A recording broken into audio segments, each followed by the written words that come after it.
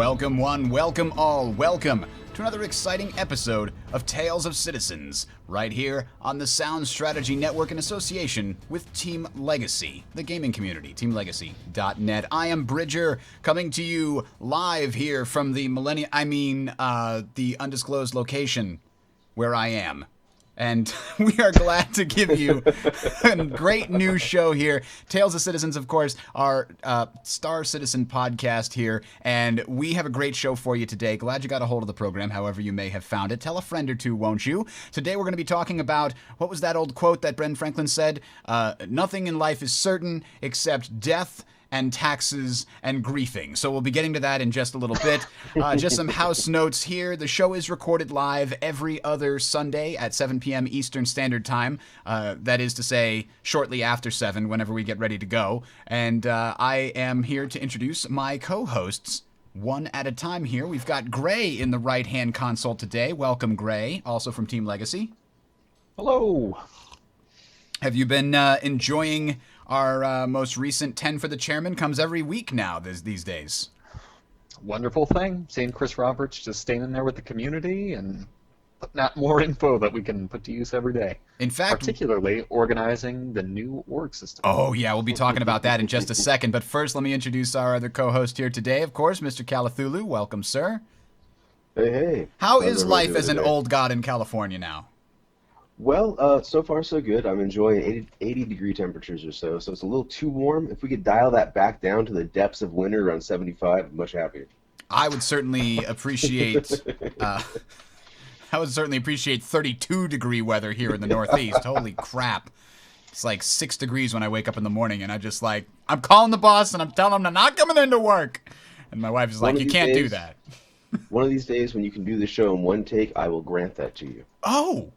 Well, now that I have incentive. All right, anyway, if you like the show, go ahead and subscribe to us. You can find a lot more information on talesofcitizens.com. And if you are interested in learning more about Star Citizen before getting into the nitty-gritty of the show here today, we did just release Alpha Bootcamp number 5, which is all about the life and death of a spaceman. That has the details of what we know so far about the death mechanic in Star Citizen, and we won't be talking specifically about that today. We'll be talking about the ramifications of that. So if you want to learn that information, there's a great article called Death of a Spaceman on the Star Citizen website, or you can watch that video. So before we go there, we're going to start with our segment called Life in the Verse, where we simply talk about things that are going on with us, and mostly in relation to gaming and Star Citizen in general.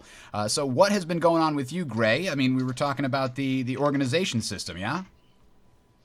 Yeah, it's been great actually looking over those. Bridger and I here run Team Legacy's organization over on RSI, and we have been getting our images together and trying to get everything put together. A lot of work to be done on those pages. That RSI hasn't fully rolled out the stuff with the charts and the fleet view. We'll see what happens there. Yeah.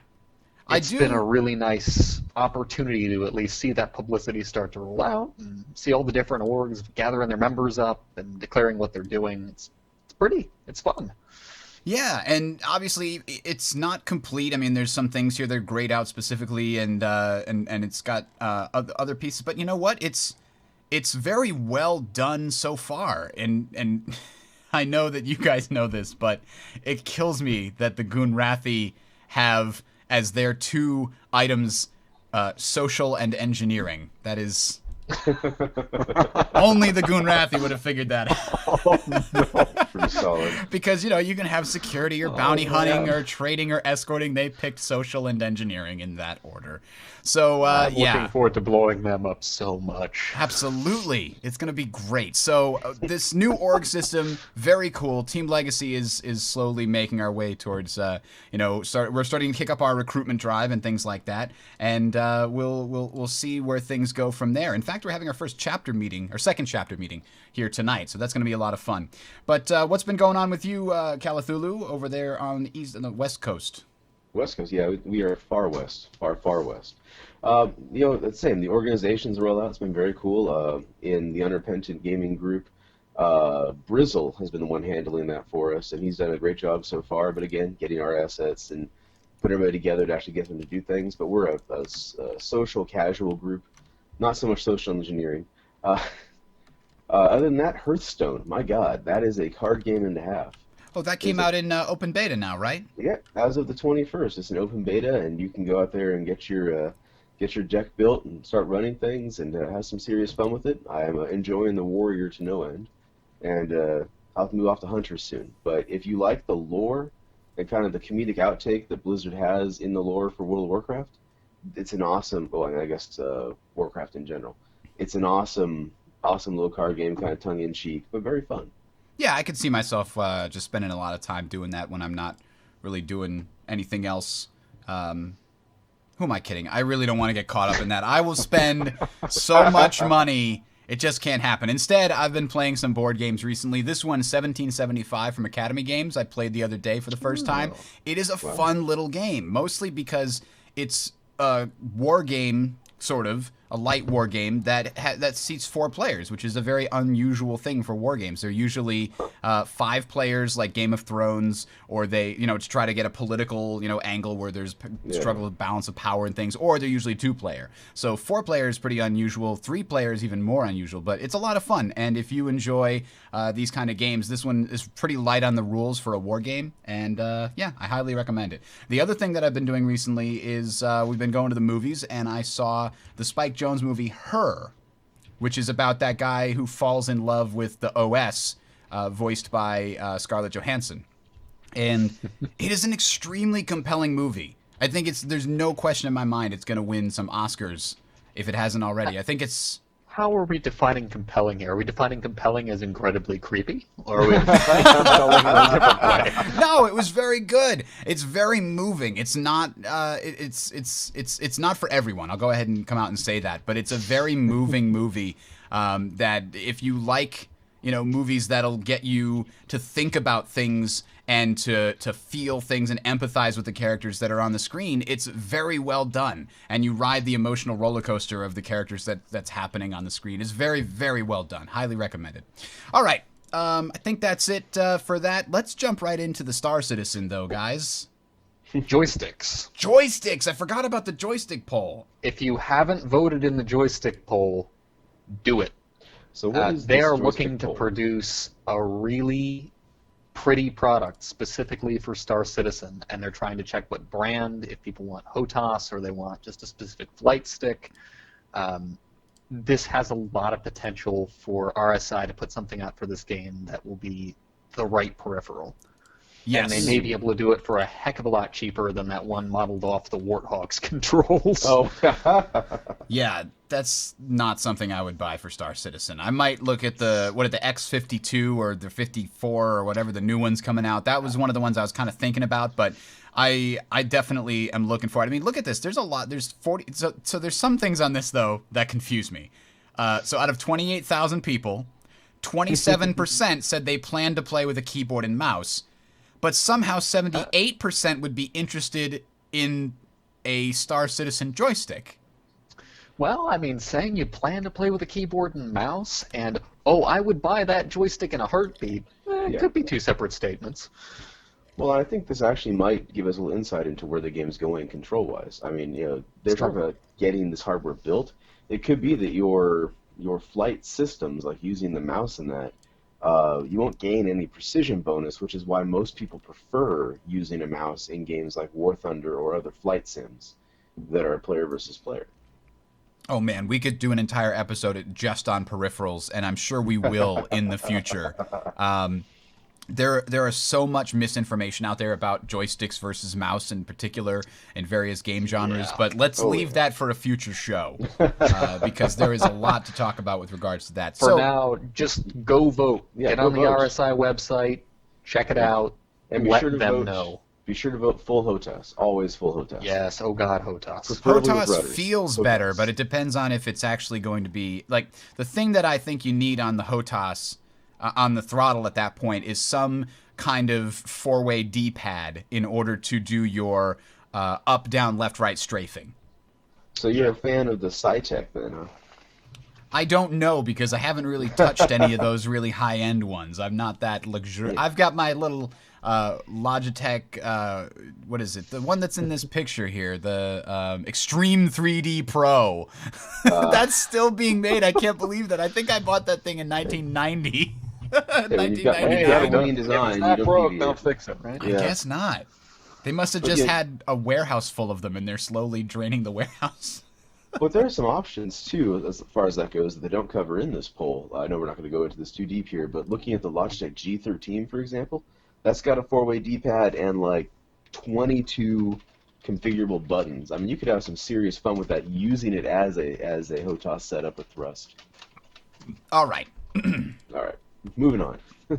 Excuse me. Now, let's jump into the data analysis for this week. Again, this is a segment that we do, where we go deep into one specific topic. And this week, we're talking about the death mechanic and the price of failure in games and in Star Citizen in particular, and how greifing fits into all of that. So let's start by talking about death as failure. I mean, in games, oftentimes you have to be able to fail. If you can't fail, it would be a boring game, right? There would be no point. There's no challenge, right? So Well, failure yes and has no. to be there. No? Yes and no? Well, this Absolutely. dovetails right back into the sandbox model, where there is no success criteria, so how is there failure criteria? Oh, we're going to get There's there in a only second. the story you build for yourself. Yeah. True. So you're jumping ahead of me. So now I'm sorry. we have to, at this point, then agree that there has to be some way to fail, even if you're making up your own goal in Star Citizen. Absolutely. You're usually going to make up a goal that you can fail at. Like, nobody's going to be like, well, my goal is to get through the character selection screen. I'm victorious. Like, that's it. I'm going to hang up my hat now. As a parent, sometimes that happens. Uh-oh. We just lost him. They crashed on me, or the program crashed on me. I'll get him back here in a second. Thank you to VC for that crash. Like, it's VC works way better than the alternative. There we go. Looks like we're getting him Oh, back. okay. Yep, we're back. Now, All you were right. saying that getting through the character select screen can be the super difficult. It can't be the goal. But as a parent with a child, I will tell you, sometimes that can be the goal. I'm going to finish this before we have to rush out and do 8 things. Fair enough. So let me get back to my notes here. So what are the effects of stronger penalties versus weaker penalties? Now, this is something that we've seen in various... I mean, this argument has had in basically every MMO ever, right? People in WoW saying, there should be a harsher penalty or a lighter penalty for death. Running back to get your corpse, that's far too easy. Back in my day, when EverQuest, we lost levels when you died. You have that argument all the Hey, time. So what is your I guys' love position on corpse this? dragging. Well, we need to penalize people for failing in a goal. In a game like this, you shouldn't be able to have constant milk runs and achieve everything you want. That's not a game. That's just a rinse and repeat macro. Mm-hmm. So I think a penalty like losing your cargo, being unable to recover easily, losing a ship, those are great concepts. And again, if you're doing well, you'll have insurance and you'll be able to recover a lot of what you lost. The penalty won't be as severe. So that seems like something we need to do. Okay, so Gray, what do you think? Harsh penalties or light penalties, somewhere in between? So in a game like this, where you're talking a sandbox, you're talking about a lot of people getting to be exactly what people on the internet enjoy being, you need harsh penalties. Plain and simple, you have to be able to lose a lot. I think what we've seen with the idea that ship replacement could take progressively longer, and you ram your Idris into somebody's Bengal and die, you don't get an Idris for another 3 weeks to a month. That makes sense to me. You're limiting what people will do because you're going to penalize stupid. I have no better way to put that. So you have to penalize stupid. What are Penalize the suicidal. what are the benefits to the gameplay to having these harsher penalties? Well, first and foremost, you actually put a premium on things like scouting. Intelligence begins to matter. Tactics begin to matter. You can't just say, let's put 40 people in and zerg it. Everybody's been in that situation, whether you're doing PvP in WoW or Guild Wars 2 or PvE in any game where you had a raid situation. the just Zerg it mentality is not something that necessarily leads to fun in the long run. You need to force people to know a range of tactics. And yeah, you may be able to just Zerg the initial trade runs in safe space. That's fine. But you need to put a premium on saying, okay, we have a scout. We have people that are going to escort my transport ship, or going to escort my Bengal, or run around with my Idris, because I don't want to get blown up, because that matters. And having that actually matter, having it put that huge effect on gameplay. I mean, losing all of the components that aren't insured on your ship or all of your cargo could be notable. It could take weeks to get back all of the stuff on your big carrier, just like it does in EVE or some of those other particularly brutal games. That's good. You need to say, if there's going to be a risk, you need to perform tactics that will mitigate that. So I think that forces complexity in the game, and that is in and of itself a reward to gameplay, forcing that level of complexity. In essence, what you're saying then, it sounds like, is that, well, everybody knows that in games, as in life, people will take the easiest path, the path of least resistance. And if you have a choice between studying and finding the best, most optimal way to do something, or ramming your ship into the enemy because it doesn't matter, then why would you spend all this time looking for the best way to strategize and the way to do the best in a particular situation when the results of not caring are basically the same for all intents and purposes? You don't have to worry too much. So you're saying when you increase the risk on one end, it increases the emphasis on playing the game, which is figuring out the puzzle of what should I do in this situation? Who should I bring? What kind of scout do I need? Is this a risk worth taking? Those decisions now all have weight to them, and they become more important and interesting. Yeah. That's exactly it. And if you're in a situation where the solution is let's actually kamikaze 40 Auroras directly into the side of an Idris to see how many it takes to blow it up, that's not really fun for anyone involved. Yeah, I mean, it could be entertaining the first couple of times. You're like, oh, I'm going to do something fancy. The moment that you begin to say that's the accepted tactic because there's actually no real loss in saying, I'll just ram things into it and see what happens, the strategy effectively goes away. Yep. And you're just in a situation where everybody does this incredibly banal tactic until no one wants to play anymore. I think there's also sort of a psychological feeling of satisfaction when you do well under tension. Calathulu, have you ever felt that kind of, well, that was really hard, and so afterwards you feel a lot better having completed it? Every single Guild Wars jumping puzzle was that. I could not take. When I got to the end of that, I was ready to. And that, there were penalties in that. You had to start over at an earlier spot, but the penalties weren't terribly harsh. You didn't lose a lot of experience when you were trying for it.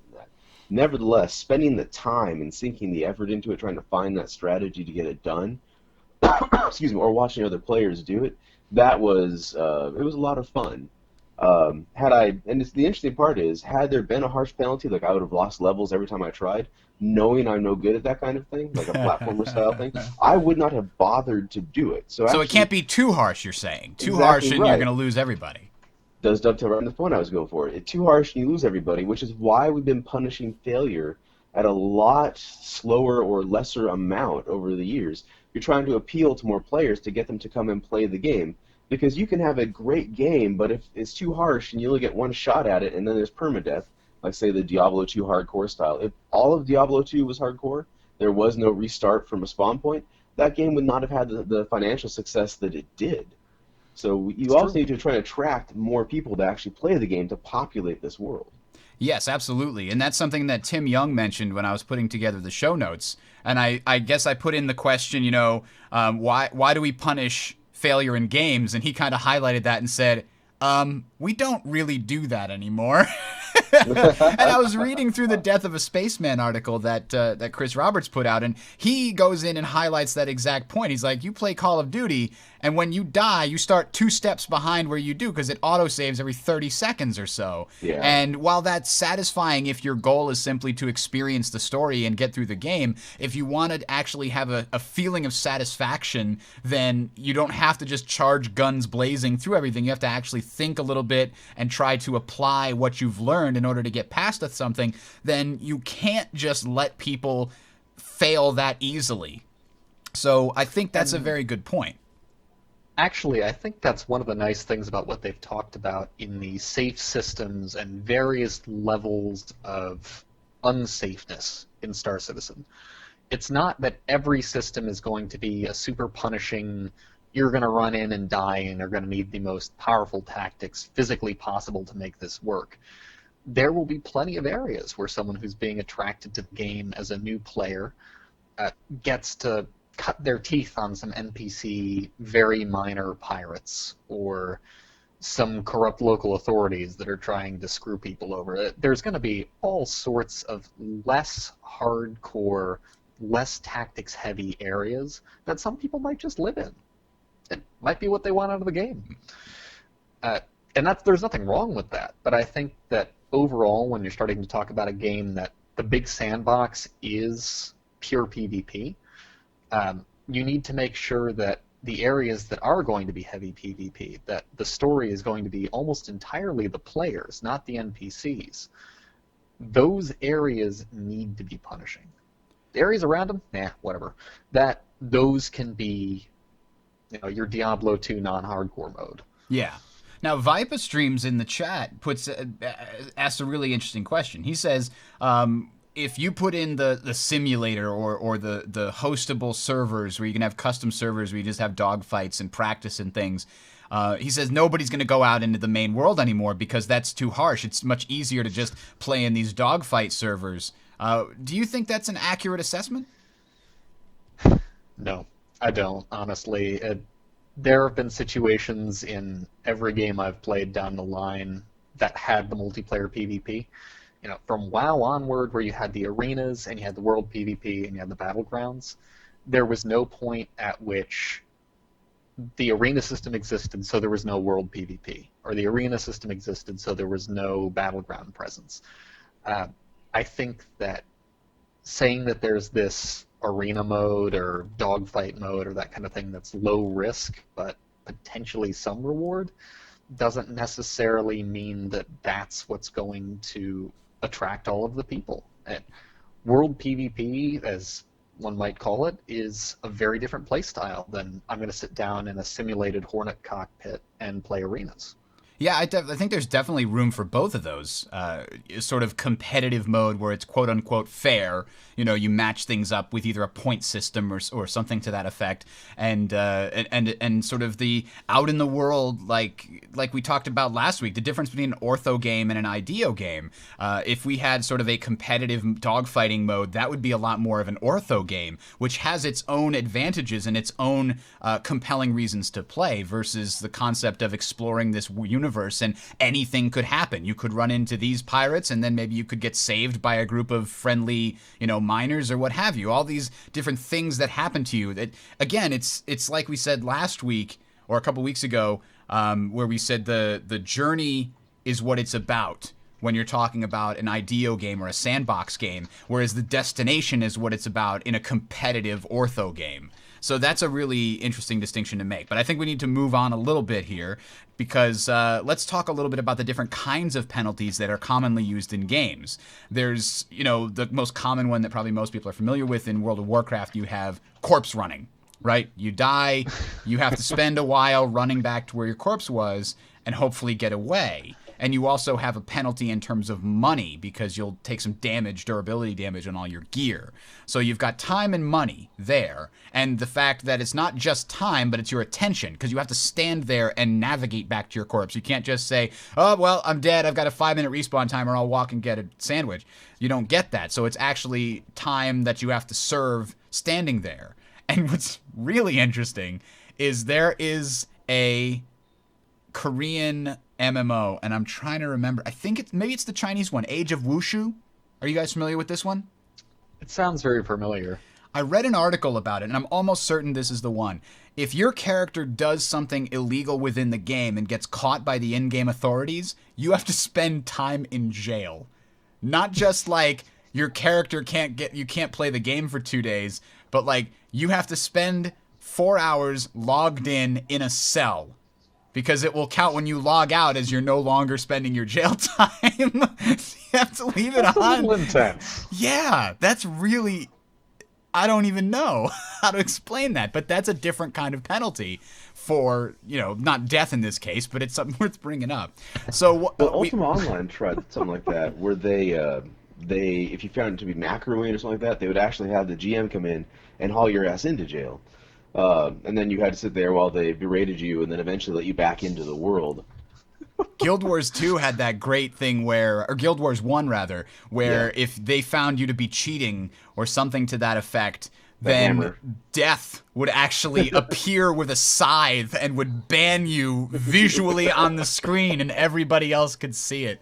I have seen some videos. Just go up on YouTube and look for like death banning people. No, it was Doom, right?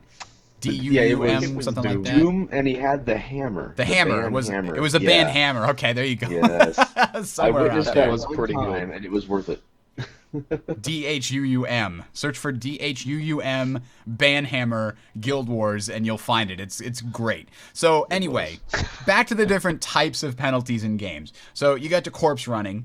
You got your progress. So in like Call of Duty or some kind of first-person shooter, you die and then you go back to an earlier section. So you've lost some of your progress.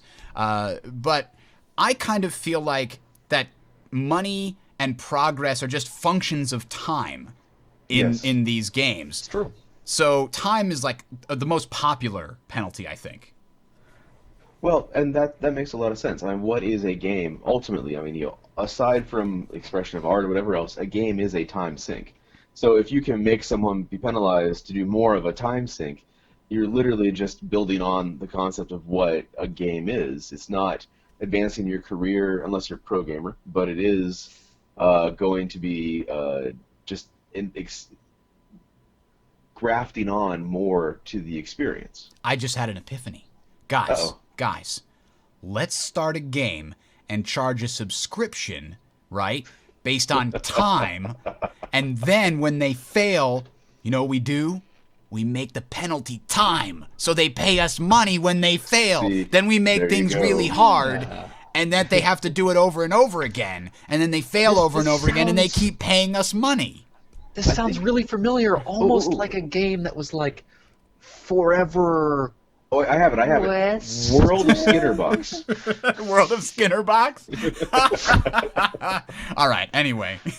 So there is one interesting concept in terms of failure and penalty for failure, and that's the feeling of guilt or embarrassment, right? There's certain social situations where failure, like for example a gutter ball in bowling, you just like, wow, that's not just like I wasted some time there. Now everybody's laughing at me. Like that's a failure. That's a type of punishment for failure that's different. But the thing that I thought about when I think of games is when you die in Arkham Asylum, Arkham City, the Batman games, the villain that was responsible for your death then comes on the screen as if he's like lording over your body and gloats at you.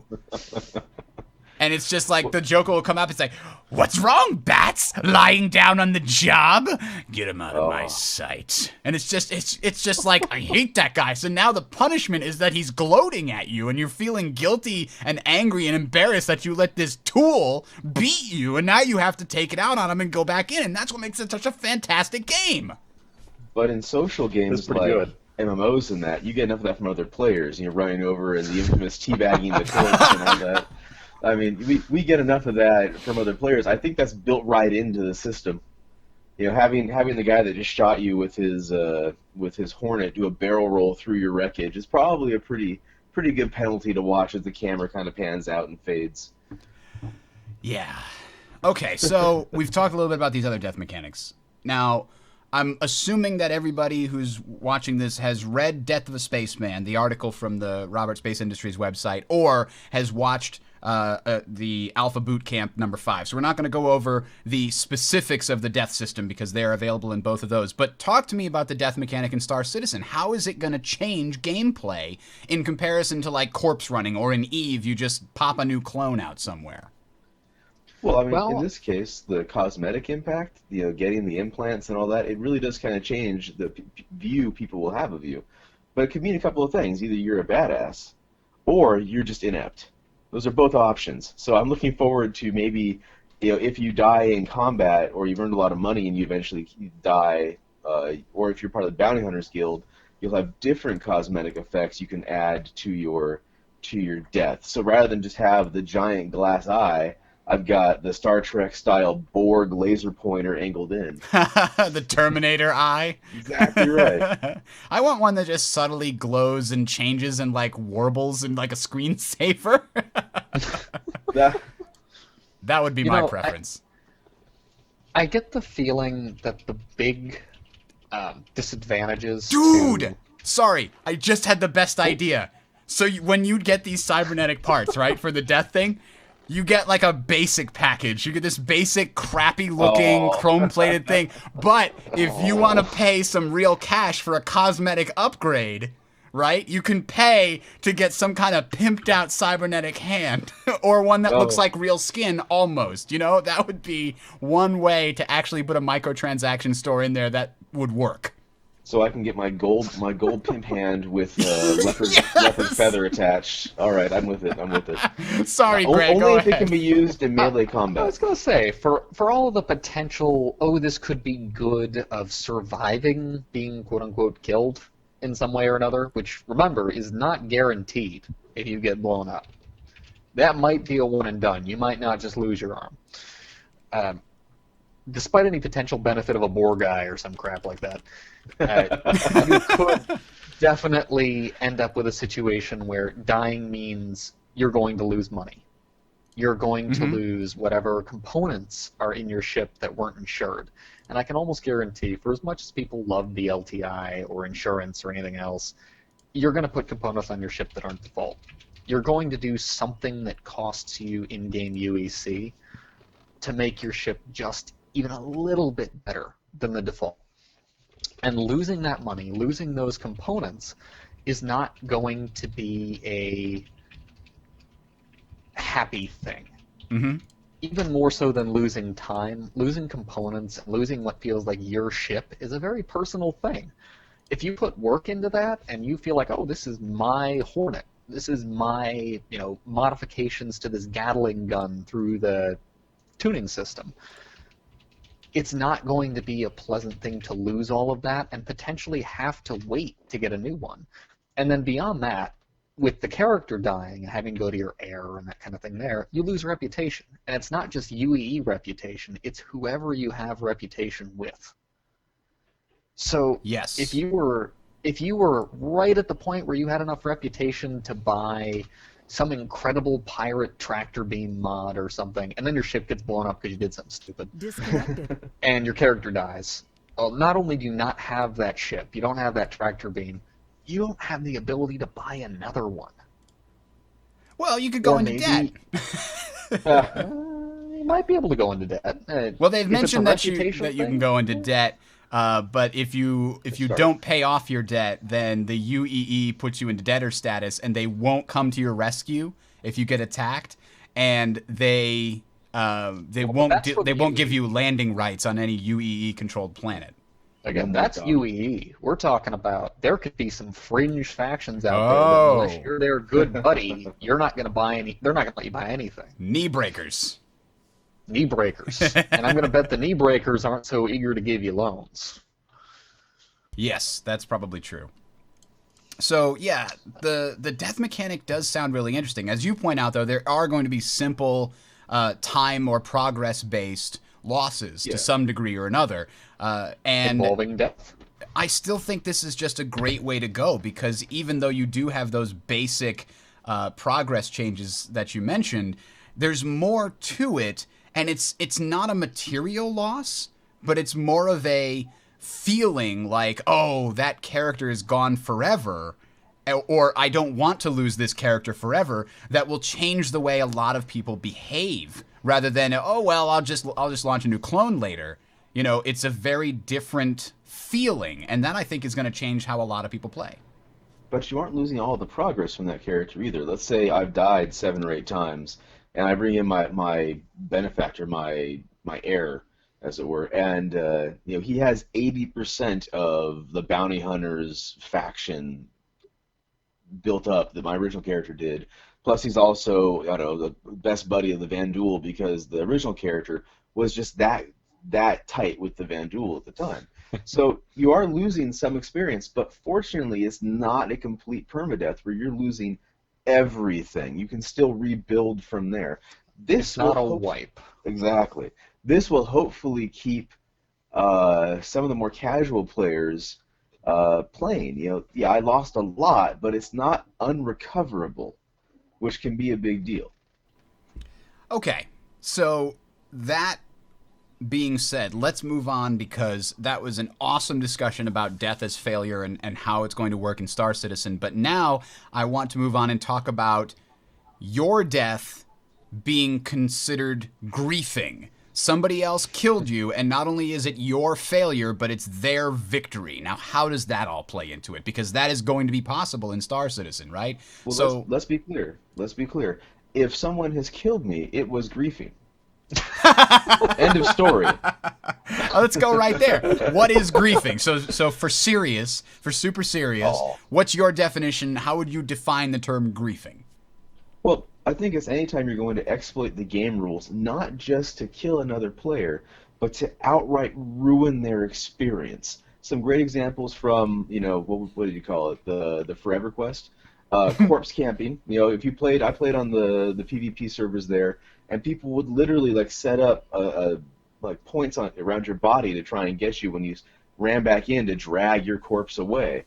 Or another good example, one we might actually see in this game more often than not, is getting a bunch of ships riled up that are aggressive to you and to the to other players, and then dragging them through a system to try and kick off some of these encounters. So getting a train of enemy creatures going, dying yourself, and then watching as they scatter and start killing other players who are not equipped for it. Basically just exploiting the game mechanics, not in a way that wasn't intended, but in a way that is ruining everyone's fun and guaranteeing their mismatches to just screw with people. It's a counter to the way the game is meant to be played. There you and go. When griefing comes down to it, if you're talking about griefing in, say, a PvP situation, the intent of PvP by the developers is to either, one, dissuade people from doing something, for example, attacking an enemy capital city, or to gather points, or to control territory. There's a variety of things that can be accomplished through PvP. What I think you'd call griefing in PvP, particularly in a sandbox game, is the point where you start saying you're camping people down or you're fighting this area purely for the purpose of being a dick. There's no actual benefit, there's no gain, there's no, there's not even any sense that you're doing it for the sake of challenge or for the sake of control, even in that area. If you're just attacking for the sake of attacking, just to see what would happen, there's a point where you've begun to go outside the realm of immersion so far that it doesn't matter if you're not a role player in the game. I don't think most of us will be. But you've started to make the game's universe into some extension of 4chan. That's not what they intend. Nobody is making these games for the sake of saying, I want a place for trolls to congregate and make each other miserable. So sounds like that's really not the intent of a developer when they make a game, even if you don't like Riot. It sounds like you have It sounds like you have a very similar definition to what I have. I heard it defined in this way one time, and I liked the definition so much that I just had to keep it. I think it was David Serlin that defined it that way, but I could be getting it mixed up. The idea, specifically in an ortho game, a standard competitive style game, that you have different victory conditions, personal victory conditions, that are different than the stated victory conditions of the game. That, to me, is the most pure definition of griefing. So if Team Fortress 2, you're playing TF2, and the goal is to defeat the enemy team and score the most points in capture the flag or what have you, if you're killing your own team members with friendly fire on, your goal is now deferred from the goal of the game, the stated goal of the game. Here's the goal. Everyone knows that's the goal. That's not your goal. Your goal is to ruin other people's day by preventing your own team from winning in, Schadenfreude and having fun with that. So that's a very perfect example of griefing. And at the same time, if you're saying griefing, let's say in Guild Wars 2, World v. World, sitting and just camping on somebody 100% of the time, just sitting on them, that's not actually fulfilling the goal of the game, which is supposed to be to take territory, to defend these big objectives, that sort of thing there. If you're not doing the things that are supposed to be the objective in the game, why would the developers support what you're doing? Why wouldn't they label it griefing at that point? But then you could make arguments like, oh, well, if I demoralize this guy so much that he leaves, my side will win. Well, if you're going to make that claim for one person, that's the point where you have to start getting moderators involved and start asking about who's in the right in this situation. And it is subtle. There's never going to be a set in stone definition of griefing, particularly in PvP situations. But there will be a point where it becomes obvious enough to elicit a ban. Okay. And I think that point, that thin line, is the point where you have to have a human involved to say, okay, there's some griefing going on. Time for them to go. So go ahead, Calathulu. So let's give an example of what that might be. We've talked about griefing, but not situations. Most people are thinking about pure combat. But let's say, going back to the economy from an episode or two ago, let's say that I create a bunch of missions for players, and they look very lucrative. And I post them only in, again, we don't know the mechanics, I'm just making this up, post them only in new player areas. So I'm going to get a lot of very new players out there that just got the game, still owe 50 or 60,000 on their Aurora, and they're going to fly out with 2 tons of iron. And then I've got a bunch of ships there. I just kill them as soon as it happens, blow up the pod so they're really hurt by it, and then mock them for needing to spend even more money on getting another Aurora or whatever it's going to be. I mean, is that I'm using the mechanics of the game. I imagine to make the mission, I would have to pay for it if they actually got the iron in. So am I really griefing? Is that bannable? Or is that just me being a dick, but not griefing? Right, and that comes to where the definition that I used earlier, which is your goals, your personal goals, have deferred from the goals of the game, that works great in an ortho game where the goals are easily and obviously stated in the rules. But the problem is this is an IDEO game or a sandbox game where there is no stated goal. So essentially what the game is anybody's personal goal is valid, essentially, right? How do you define what is and isn't? I think that Star Citizen actually does walk into a set of goals, and those goals are combat-oriented and economically oriented. There can be a combat-oriented goal of, I want my organization to control this region of space. It can be that simple. Or it can be, I want to be a pirate that makes lots of money or is feared. Those are things that are reasonable goals.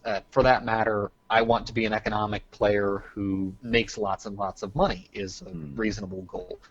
Now, there's a point where you have to say, even in a sandbox game, there are reasonable goals you can associate with action.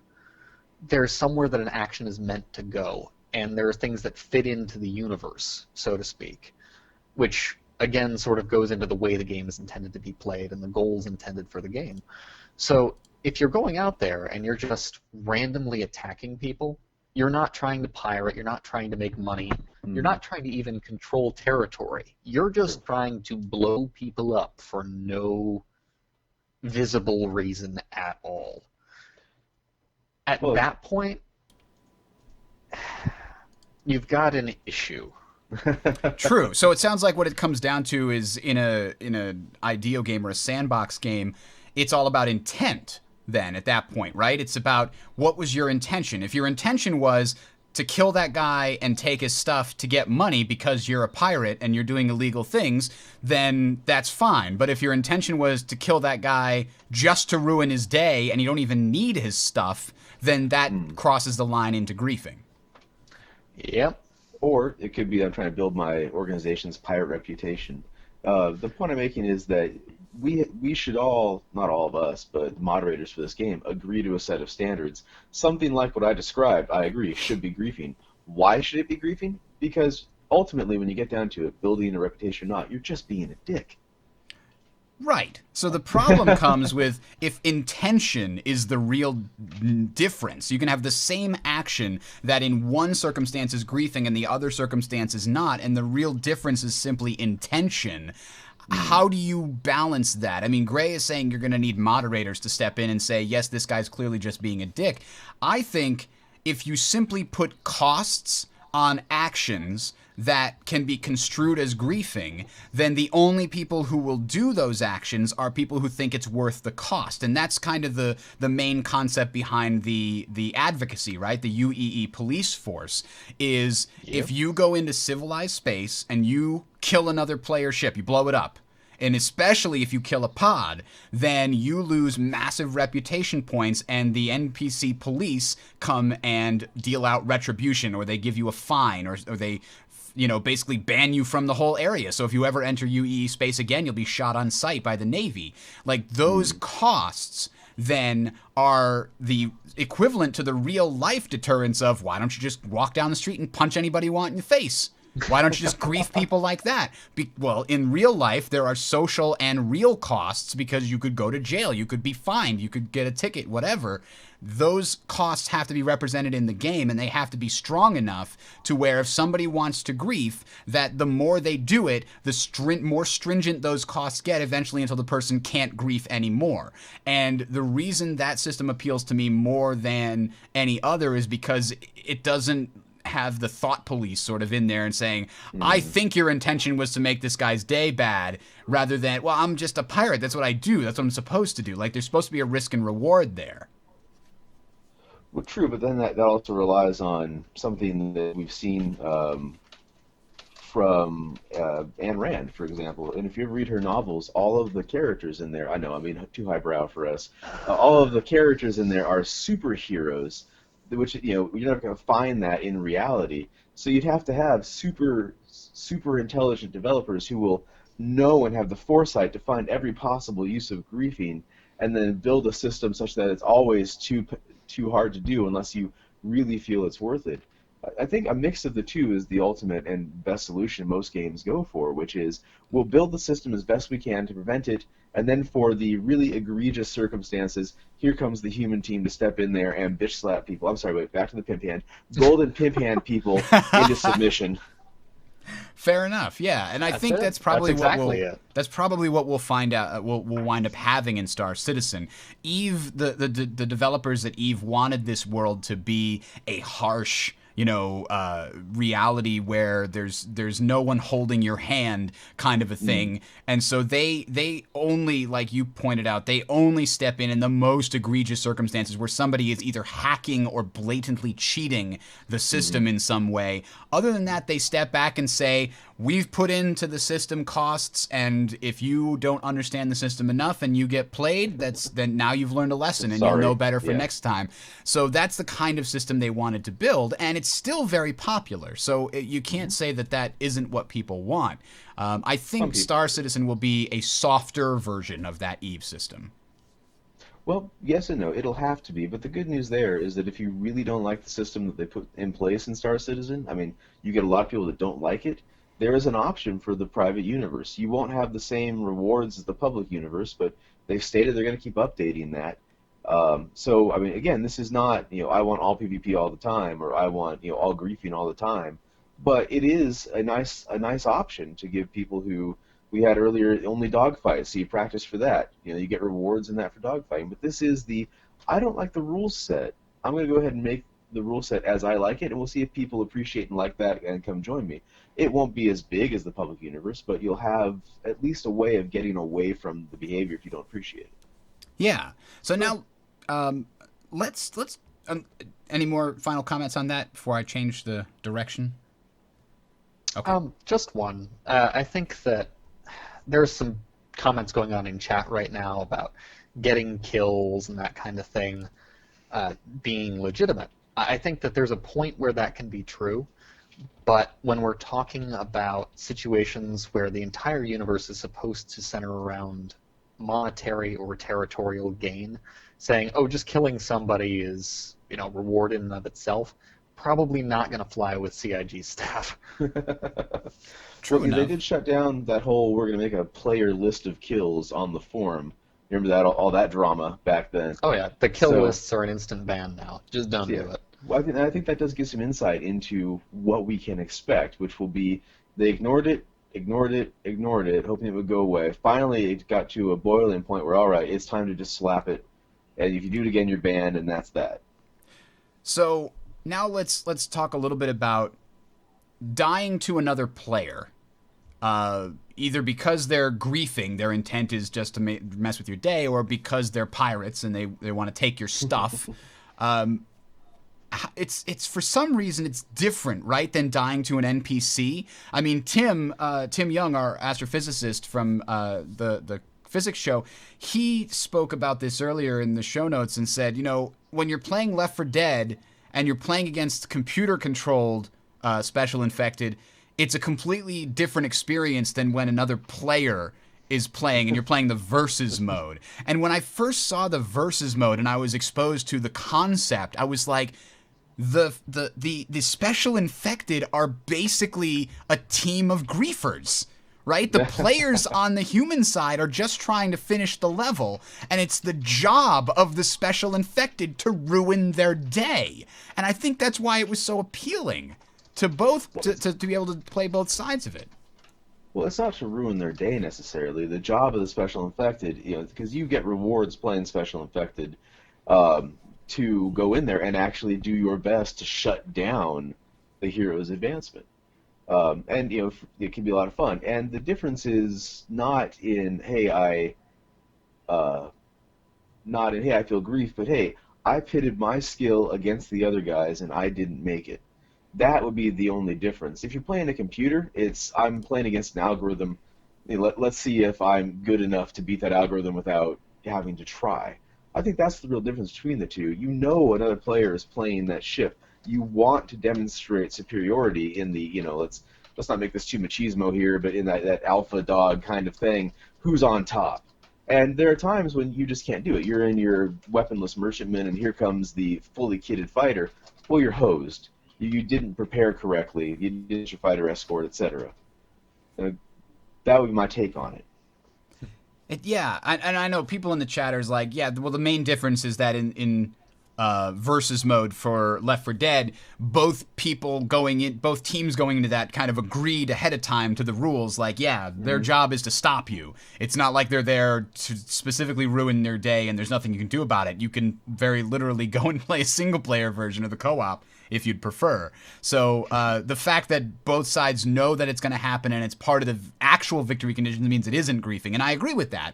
But I feel like you get the same rush as if you're actually griefing someone, because the goal of one side is to complete this objective and the other side is to stop them. It's not like basketball where both sides are trying to score points. It's not like, Counter-Strike where one side, well, it's kind of like Counter-Strike where one side's trying to place the bomb and the other side's trying to stop them. So, But again, that's the rule you all agree to. I'm going to plant the bomb. I'm going to stop them. Planet side 2, if I'm playing a light assault, get around and drop in behind, and I get 5 or 6 kills. I don't personally go in for griefing to try and just screw with somebody. I don't corpse camp or things like that. But I am going to really enjoy I outwitted 6 or 7 people to get in here and deal with it. I mean, that's an awesome feeling, but that's not griefing. I didn't, somehow take advantage of AI guards and just run it over that group of people and kill them all without them being able to do anything about it. That's not quite the same thing. Okay, so let's talk a little bit about I don't want to say Care Bears because it's a bad connotation, but that's the kind of group that I'm talking about, because there is a contingent of players in the forums, and I'm not here to insult anybody. Everybody has their own ways they want to play games and things like that, but the problem is I just think that no matter how the game turns out, either more hardcore or less hardcore or whatever, there is a contingent of the player base that is going to be very unsatisfied with the way that it turns out. You know, there are very, very hardcore open PvP people that are like, this game should be brutal. I want this game to be intense, and all the time, if I fail, you know, it's my fault and I can take it. I'm a big guy, whatever. And then there's other people that are like, well, you know, I want a more controlled experience. I'd prefer more of a theme park type atmosphere. I want people to be punished if they kill me when I'm not expecting it, you know. And there's those two ideas are just not reconcilable. So, Well, have you played Dead Space? I haven't actually. Okay, so that one's a great example of an intense game. It's not something you can really grief in, but you do have that the oh hell feelings. I'm trying not to cuss, so bear with me. The oh hell feelings where you get in trouble, or you really feel like you're confident because the game atmosphere is so set up to really try and scare the hell out of you. So it's a very good kind of feeling that way. I think it'd be like Dead Souls if no other players could show up in your game. It'd be that same kind of feeling. And where I'm going with that is, you know, you can get a game that appeals to what you call Care Bears. I'll say the more casual gamer. That doesn't require the hardcore super penalty thing going for it. Yeah, it's tough because and the solution that CIG uses is a very similar one to the one that Eve uses, which is there are going to be layers of security, and certain areas that have a high security sector you can expect to have the kind of protection that that one aspect of the audience wants, and then in other areas there are going to be places that are basically purely lawless and able to, you know, just live by your reputation or whatever. So I think that will be fairly elegant, but whenever anybody wanders into the wrong area, they're going to get upset and go rage about it on the forums. Just you wait and see. It's going to happen. And because of the way that the AI system and the economy is going to work, you're going to have opportunities in those safe zones to do everything from trading to bounty hunting. Mm-hmm. You're going to have a whole lot of play options in there if you just want to be in the semi-lawless to lawful systems. You can do it. But when people go wandering into the full lawless systems where you're going to run into PvP players and you have no choice, you're going to die. And if you just wander in there alone, you're probably going to die. Because that's where piracy is going to be the name of the game. So what do you... with the PvP... Oh, go ahead. No, finish up. Go ahead. Right. With the PvP slider, the nice thing is you can still at least try and tailor your experience there. I'm going to wander into lawless space. I'm going to meet other players who may or may not annoy me or will behave in ways I don't expect. I can still tailor my experience a little bit, although not 100%. So I hope, although of course no one, it's the solution that tries to balance both sides, so everyone's going to hate it. But I think it's not a bad system, you know, where you've got a big group of people that want all PvP all the time. You've got another group of people that don't want that at all. And now you've got this kind of mix in the middle where you will still have to put up with it, but it's not going to be the end of the world. You won't always have it happen. It's like playing craps. Yes. And I'm curious, how do you think it's going to work, guys, where obviously if you're in the very, you know, center of the galaxy where Earth and Terra are, there's going to be tons of police, and if anybody does anything illegal, the advocacy shows up and takes care of business. And obviously on the rim, there's going to be lawless space where there's no police at all. How does that work as you go slowly lower and lower out towards the lawless areas? Does it mean the police take longer to show up, or they show up in lesser numbers so it's easier to gank and get away with it? According to the lore, in some systems the police don't show up at all. The UEE is only going to show up in systems that the UEE owns. So they might just monitor other zones and sort of dock your citizenship value if you do something bad there, but they won't punish you for it directly until you come into one of their areas. They might not even dock your reputation in certain areas. They might not know what's going on unless you attack a specific kind of Well, certainly, way out in the lawless areas, I don't people. expect anything there to affect your UEE reputation because they don't have a presence there. Yeah. Yeah. And it also means that there are areas of UEE space that are claimed but effectively lawless.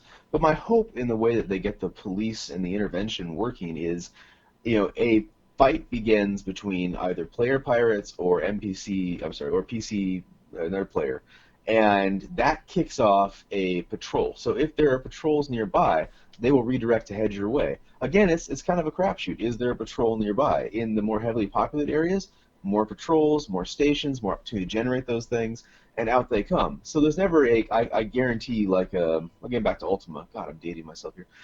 Where you target somebody and hit them once in a city, and the guards spawn by magic, decapitate all of the players they don't like, and then disappear again. It was that. See, that's too much. That's complete immersion breaking. Yes. On either side of that. But having patrols that are constantly going nearby or are constantly in the area or that kind of thing makes a lot of sense. So it might take 30 seconds or 2 minutes. Hopefully this game is set up such that you do not have an issue where I'm going to hop in, take 2 shots, 30 seconds later you're dead and I fly away, and all I have is the hit to my reputation because you were broadcasting exactly what happened, my IFF tag was taken care of. And then the farther out you go, fewer patrollers, fewer stations generating patrols, until you're into lawless space where nothing's happening. I definitely love that concept. The thing that you just laid out right there, where it's sort of a chance, and the closer you are to the center of the galaxy, the higher that chance is, to the point where there's 100% chance that there's a patrol near you at all times because there's just so many of them, and then all the way out to the point where there's no more patrols at all and you're done. Sethim,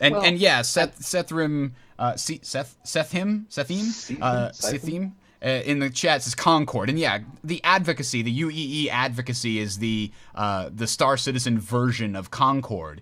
Only in EVE Online, my understanding is go from 1.0, which is the most secure, out to 0.0 or null space where there's no security at all.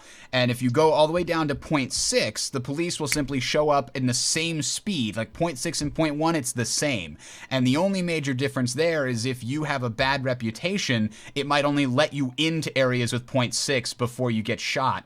And then, if you get a better reputation, you'll go into 0.7 without getting shot, and then 0.8, 0.9, whatever. But when you go from 0.5 down to 0.1, those areas, the UEE, or in the EVE Online version, Concord, just doesn't respond at all. It simply monitors and docks your record if you do anything bad in those sectors. So, and then of course we'll kill you at the gates if you enter, if your security status is lower than the area you're trying to enter. So that's EVE's system. The gates are another point to make here about Star Citizen. There's been a lot of talk in lore in the side stories about the UEE maintaining space stations at the jump points. It's not like you will be able to enter most systems that have any law at all without being scanned. They'll know who you are the moment you come through that gate, unless you've got some sort of special stealth thing going on that somehow can evade all of their big sensors on a stationary space station.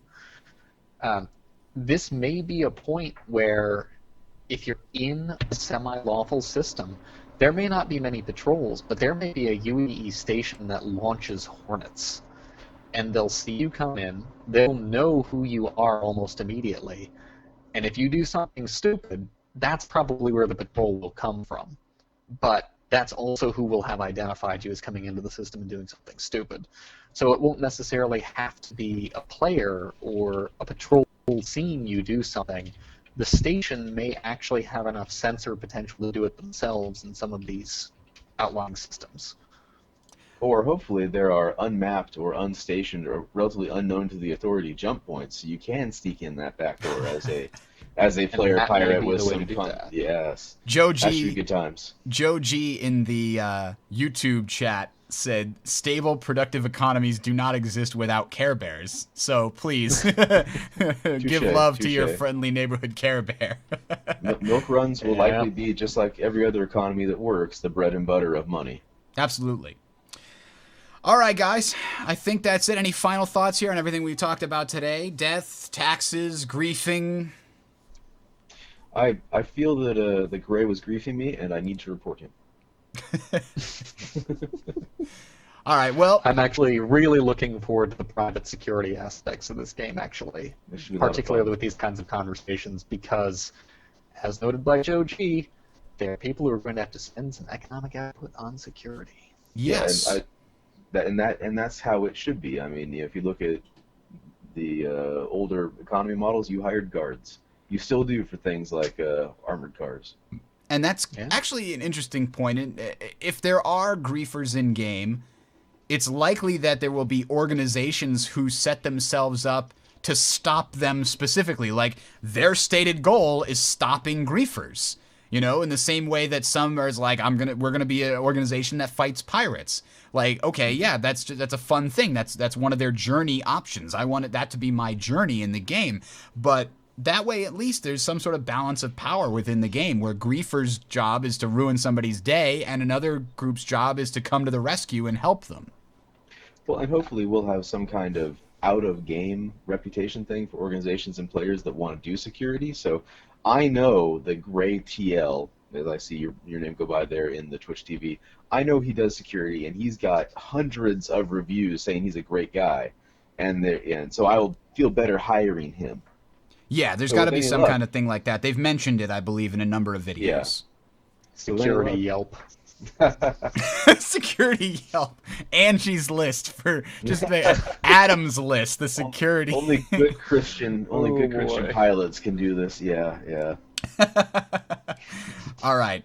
I think that about does it here for us tonight, guys. We've exhausted the topic for now, and we need to move on. But thanks, everybody, for joining us. Gray, do you want to make a quick note about Team Legacy? We are recruiting. We are recruiting. For any recruits currently, members currently, we have a meeting directly following Tales of Citizen here tonight. We are a private security firm. We'll be doing bounty Wow. hunting and keeping people alive and well. Also, screw piracy.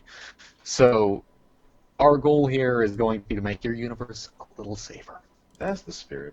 For those of you who are less interested in private security, but you want to just have fun or be social in the universe, which I'm sure Team Legacy will do, Unrepentant Gaming, UEY is the gaming tag, are more than happy to take applications right now, and we'll go from there.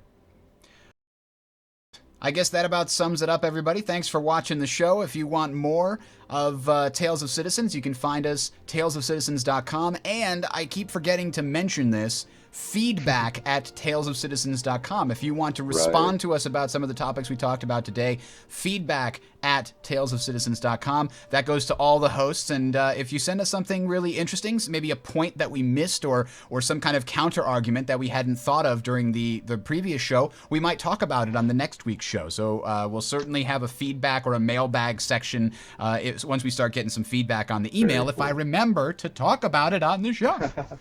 Well, you opened the floodgate, so thank you. Yes. So feedback at talesofcitizens.com. Also, Bridger15 on Twitter, Bridger15 on Twitch. That's where you'll be able to get information on when I'm streaming and more information about when these shows go up and things like that. You've also got the audio podcast feed if you just want to listen to the show. That link is on talesofcitizens.com. And the Sound Strategy Network channel on YouTube is where all these videos will be hosted in the end. I am Bridger, signing off. Calathulu, you guys have a nice night.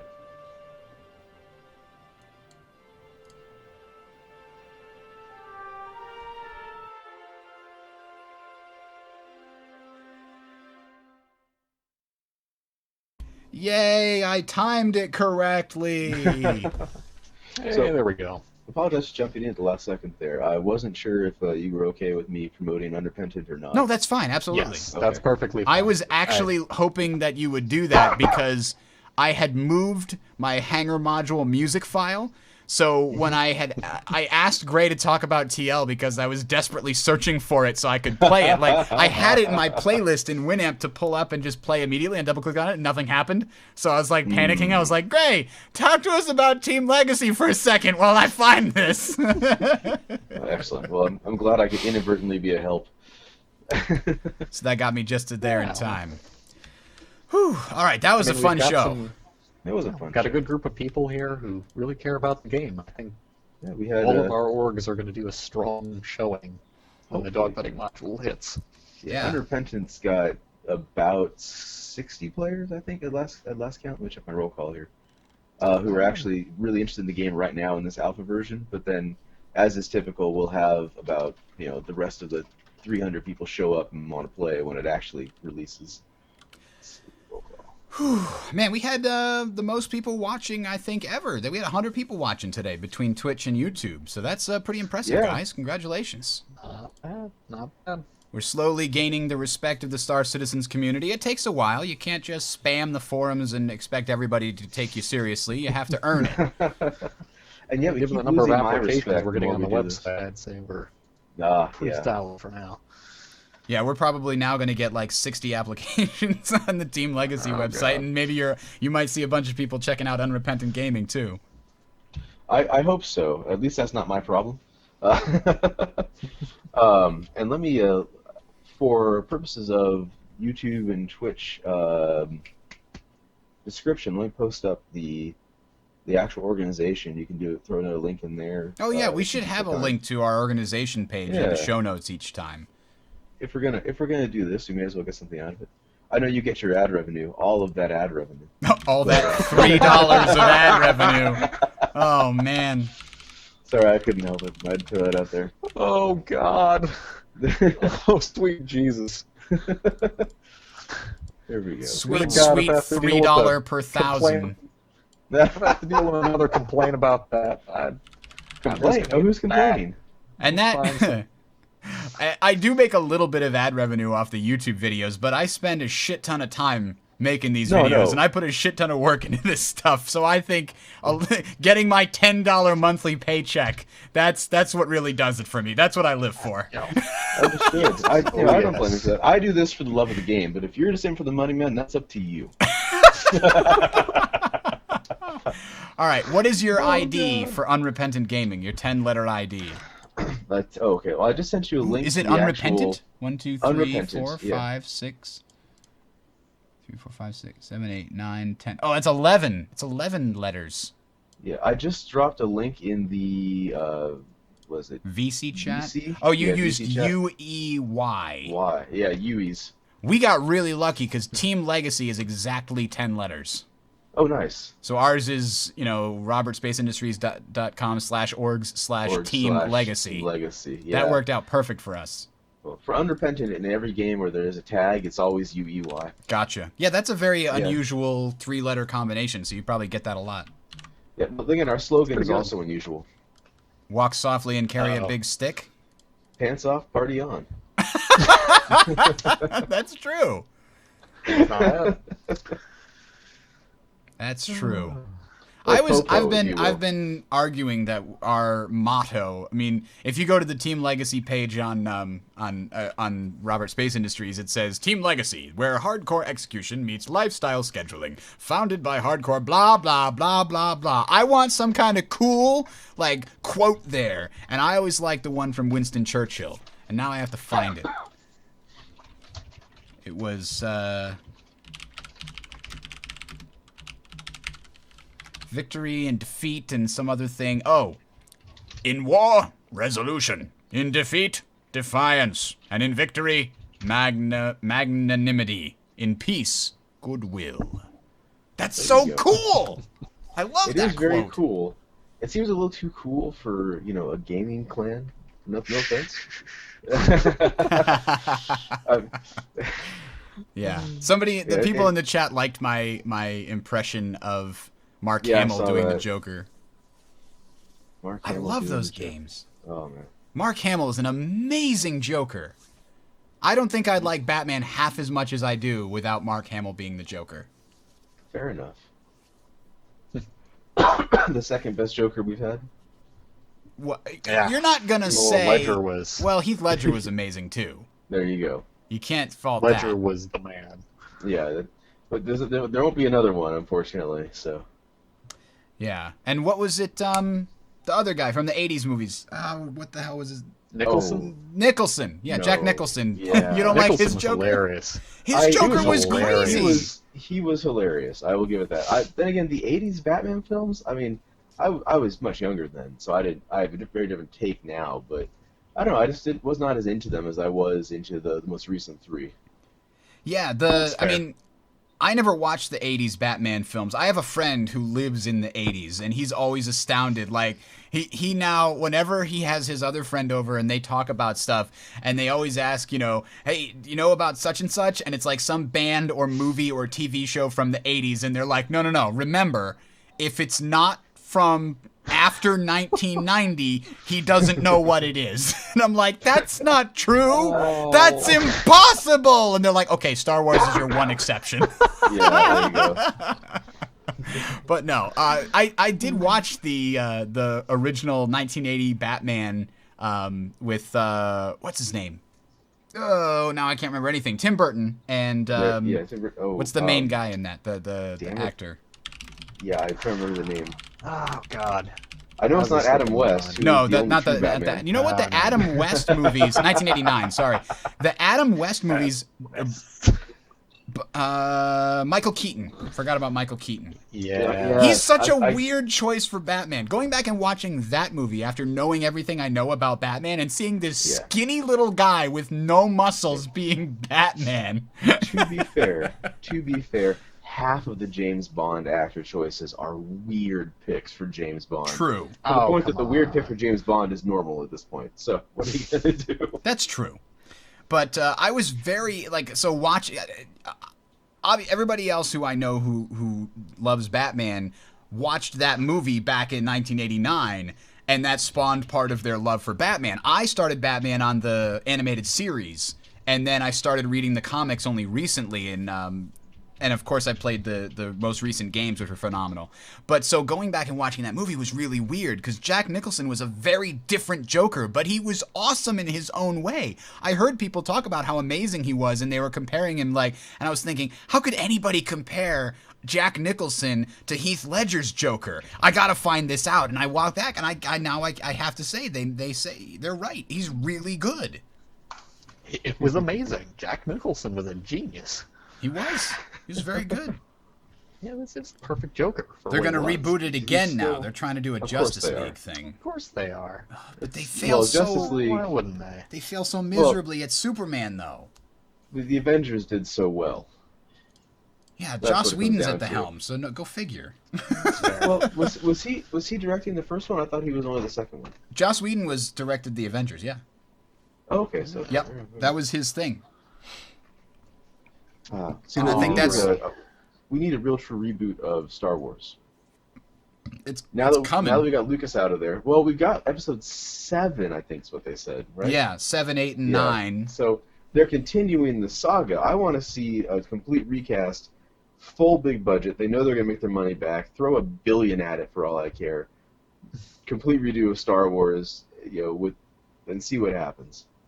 That makes my stomach turn a little. Didn't they say Mark Hamill Like and a couple other people are going to be coming back for some cameos? They did, which makes my stomach turn a little. Well, that wasn't cameos. They were saying They were going to be actual in the role, yeah. Man, the first movie went from focusing on the kids to focusing entirely on Mark Hamill and Harrison Ford and everyone else. The kids are going to be a sideline act in the first That's of the new weird. movies. I don't know how that's going to work. Very weird. And every It's gonna time I be see him, for Old some Wars. reason now, Old Wars. Every time I see him, I'm just gonna think, because now for me, Mark Hamill is the Joker more than he is Luke Skywalker, and that's Whole weird. New meaning to Imperial Walkers. Eh? Yeah, Like walkers, because Walkers. yeah. Yeah. That hurts. Love that. really Love that hurts, laugh. yeah. All right, I think we got to get going. Team Legacy's got a Star Citizen Yes. chapter meeting here going on in a few minutes. So, thanks guys for see you in 2 watching, weeks. and we'll see thinking, you. Kelly. Yep, 2 weeks. So what is it? It's the 26th weeks. today. So we'll do another live recording It'll be on the the 9th. 9th of February. Or you could just take the Super Bowl date and add 7, which is what I did to get there before you. Aha! Who? No, I never don't mind. even All know right. who's playing in this bowl you're talking about. Seahawks! Oh, that's right. You're in And Seattle. Denver, yeah. See, I guarantee Gray knows. You see, I the Cowboys personally- aren't in it, so I don't know what's going on. I actually Wait, had to how turn are down you a a ticket Cowboys to the fan? I'm last not a game. Cowboys fan, but the No. only time when I would listen in the Cowboys? 90s, the Cowboys were the only ones that ever made it to the Super Bowl ever, as far as I was Oh, no, concerned. it was the Cowboys and the Broncos did Bills. too. The The I know. Broncos made it once or twice. But They it was made the it, Cowboys yes, and Hey, the I know, Elway Bills. won 2 in a row. Yeah. All right. We're really shutting the stream off now before we go into sports mode, because that's not, you don't want three Hand gaming nerds talking Hand about egg! sport. Hey, if it's not the Chargers, it's not football. I'm sorry. All right. Oh, yeah. Ooh. All right, you guys have fun. And I will Good see you in night, 2 weeks. everyone. Oh.